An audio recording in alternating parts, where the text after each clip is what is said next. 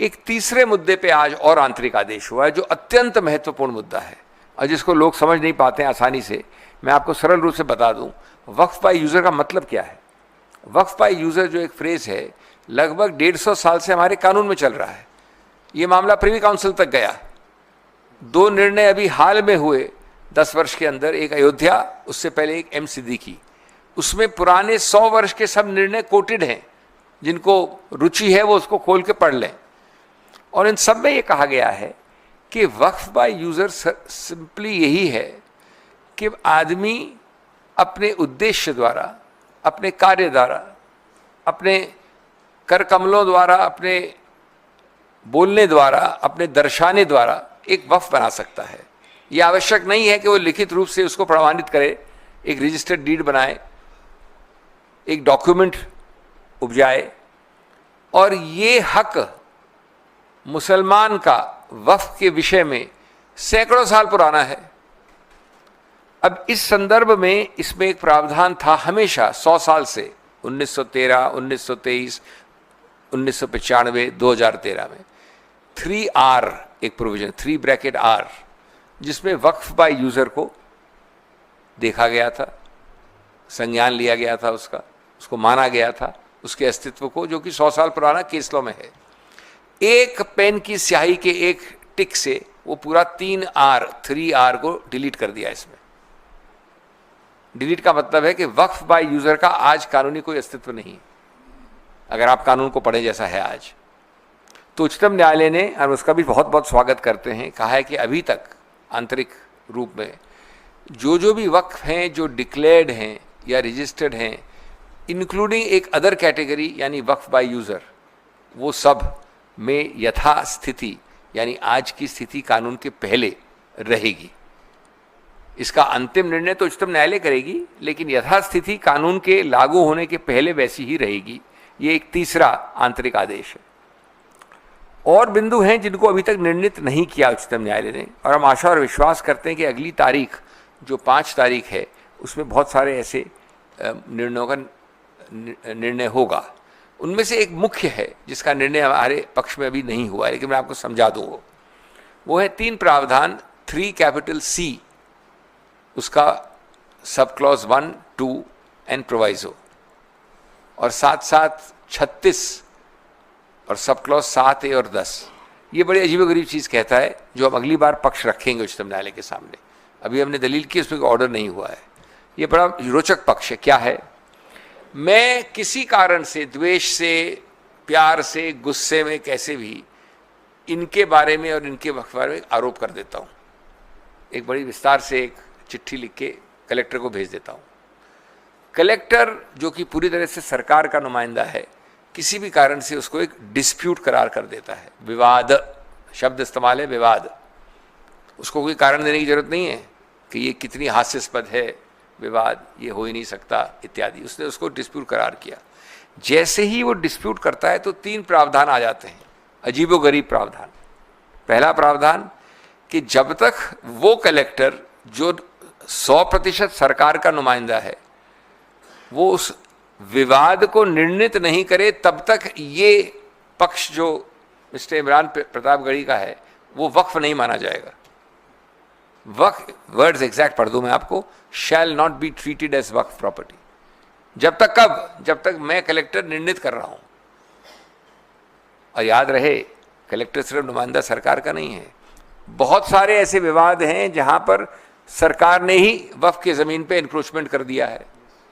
इनका कहना है कि आप मेरी ज़मीन पे बैठे हो, उसी को विवाद बना के तब तक ये कंप्लेनेंट हैं, तो भी इन्हीं के विवाद के आधार पे इन्हीं की वक्फ प्रॉपर्टी नहीं में रहेगी जब तक विवाद नहीं निर्णित होगा।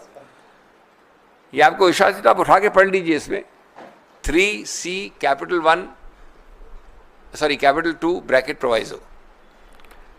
अब इसके 2 और परिणाम हैं। दूसरा परिणाम है कि अगर आप विवाद के अंदर हो तो अगर चाहे भी मिस्टर प्रतापगढ़ी तो भी जाकर इसको रजिस्टर नहीं करवा सकते, क्योंकि विवादित है। तो रजिस्ट्रेशन प्रतिबंधित है। जो ये एक्ट चाहता है कि रजिस्टर हो, लेकिन साथ साथ दूसरे आवाज में कहता है कि जब तक ये विवाद तब तक रजिस्टर नहीं कर सकते, कोई रजिस्टर करेगा नहीं। और तीसरा, जब तक आप रजिस्टर नहीं करेंगे तो आप किसी कोर्ट कचहरी नहीं जा सकते। यह है 36(7A)(10), दो है प्रावधान। अब देखिए ये चक्रव्यूह जो बनाया है, ये पूरा चक्रव्यूह है। इस चक्रव्यूह में बड़े से बड़ा योद्धा अभिमन्यु भी नहीं निकल सकता पहले तो। और उससे ऊपर मजाकिया है कि कलेक्टर को कोई समय सीमा नहीं जब तक विवाद निर्णित करे, तो इनके बच्चे और पोते भी उसको विवाद में तब तक वो वक्फ नहीं रहेगा, और विवाद का वक्फ नहीं रहेगा तो रजिस्टर नहीं होगा, रजिस्टर नहीं होगा तो कोर्ट नहीं जा सकते। तो ये प्रावधान हम बड़े मजबूती से रखने वाले हैं कोर्ट के सामने। और प्रावधान है जिनका मैं अभी आपको लिमिटेशन का और एंशिएंट मॉन्यूमेंट्स एक्ट का, उसके बारे में आपको ट्रबल नहीं करूंगा, लेकिन मैं सिर्फ मेरा अभिप्राय, मेरा उद्देश्य एक ही था, ये बताना कि ये एक बहुत सब्सटेंटिव, मजबूत, तथ्यों पे आधारित, कानून के महत्वपूर्ण तर्कों पे आधारित एक याचिकाएं हैं, कई सारी याचिकाएं हैं। ये कोई ऐसा नहीं है कि किसी के स्वप्न लोक से इजाद हुआ कोई एक फ्रिवलस, फॉल्स, वेक्सेशियस तरह का याचिका है। और ये मुद्दे गंभीर हैं। जैसा मैंने कहा, 3 मुद्दों पे जो आंतरिक आदेश हुआ उसको हम स्वागत करते हैं। हम मानते हैं कि ये कानून ये विडंबना बनाता है कि जैसा मैंने अपनी संसद की भाषण में कहा था कि मिट्टी मेरी, मकान मेरा, इबादत मेरी, निशान मेरा। मिट्टी मेरी, मकान मेरा, इबादत मेरी, निशान मेरा, फिर भी कहते हैं सबूत दे कि हक है तेरा। तो ये जो विपरीत रूप से ये बदलता है पूरा सिस्टम, ये बहुत आपत्तिजनक है। दोस्तों, मैं ये सिर्फ कहना चाहूँगा कि we are not here to defend just one community. Don't treat it as a community specific issue. We are here to defend a constitutional principle. The constitutional principle is that the rights, like Article 26, cannot be sacrificed at the altar of majoritarian convenience. People forget that the constitutional rights are rights against the majority.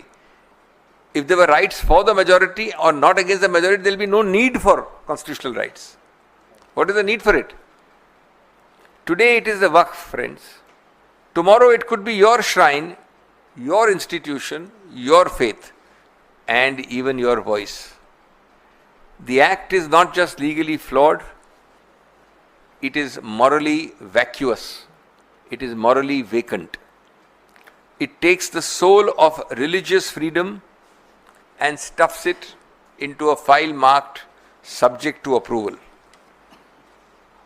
If this can be done in the name of administrative regulation, then no freedom is safe and no institution is sacred. This is not the future which our framers envisioned, and it is not the future which the Congress party will allow subject to the court orders. ये सिर्फ मामले को मुसलमान या अल्पसंख्यक की नज़र से देखना सही नहीं होगा। ये मामला निश्चित रूप से उनके संबंध का है, लेकिन ये संविधान की आत्मा का सवाल है सर्वोपरि रूप से।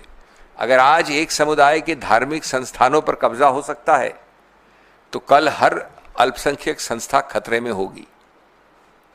ये विधेयक संविधान की बराबरी की भावना को पर आक्रमण करता है, और ये धार्मिक स्वतंत्रता को सरकारी मंजूरी से जोड़ने की कोशिश करता है। आपकी संवैधानिक स्वतंत्रता, आपकी धार्मिक स्वतंत्रता मेरी प्रशासनिक या सरकारी मजबूरी पर निर्भर है। अगर हम आज नहीं बोलेंगे तो कल बोलने का हक शायद हम सबसे भी छिन जाएगा। और ये लड़ाई केवल एक कानून की नहीं, एक सोच के विरुद्ध है। अधिकारों को रियायत और पहचान को शक समझती है। ये हमारा मूल इस पे विरोध है।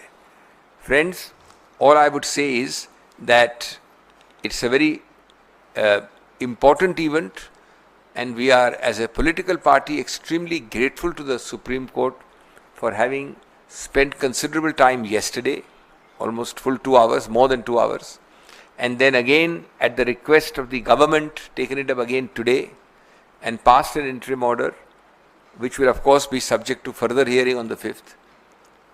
And we believe that this is an extremely important step towards the restoration of constitutional principle, constitutional morality, and constitutional correctness and rightness.